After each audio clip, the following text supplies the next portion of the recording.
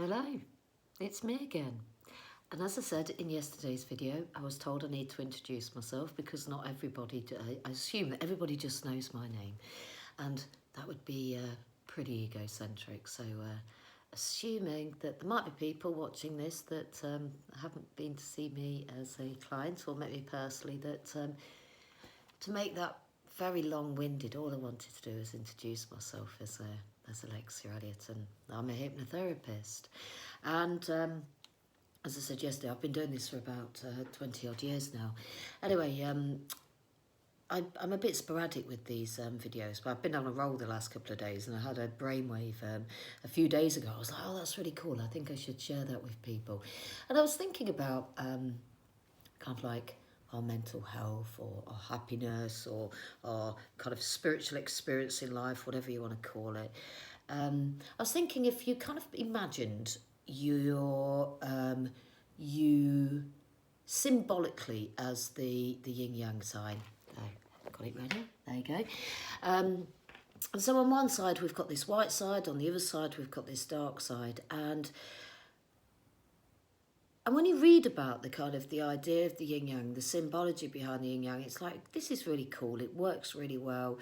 The black can't exist without the white, and the white can't exist without the black. The two seem separate, but they're in absolute union. I love that. I think it's really beautiful. And I think about yin yang when I'm kind of working with clients, when I'm thinking about humanity or kind of what's going on within our psyches. And so I was thinking last night, or the other night when I was having my brainwave, I was like, for a lot of people, I guess it doesn't feel very black and white inside, unless you're anal. Symbolically, I think that what can happen is there's that white line and that black, the dividing line, something tends to leak. And I think that what a lot of people are experiencing is a kind of mixture. It's almost like the white seeped into the dark and the dark seeped into the light. And so it all feels a little bit grey and mundane. And I'm not realising that actually this may have occurred symbolically within them, that what we do is we find ourselves reaching out to the outside world, to other people, to products, to promises and potions that will give us that feeling of kind of peace and unity from within.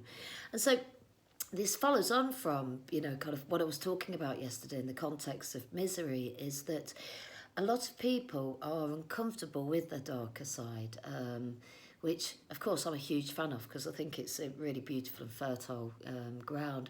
A lot of people are wanting to think positive, be net positive, and always be happy, which is great, But actually, if you're doing that at a very surface level, then trust me, that stuff that you've not dealt with is definitely going to be it will be finding its time to showcase itself, whether it pops up in projections in other people, or it's little bitchy comments that slip out, or maybe an inability to feel emotions when compassion is probably the most appropriate feeling, or kindness. And so I really like this idea of yin and yang and using that as a tool or a model or a kind of a symbolic kind of idea that maybe enables us to see the importance of acknowledging those darker and more uncomfortable feelings that we have, such as anger, sadness, fear, hurt, misery, guilt, shame.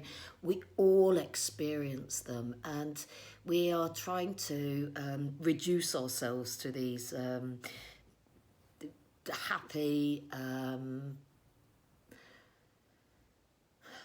beings that but we're only really kind of accessing a quarter of our brilliance, and that's a shame. And I think that if we could all just give each other a break and allow each other to be a dick, and to realise sometimes that we might well be grumpy, or that we might be rude, and it's okay to cry, and it's all right to feel quite hateful towards people at sometimes.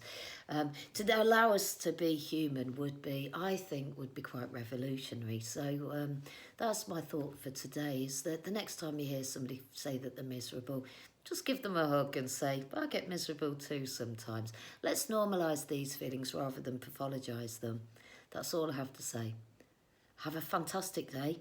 Yeah, it's still raining. It's ruining my hair. I don't care. See you later. Bye.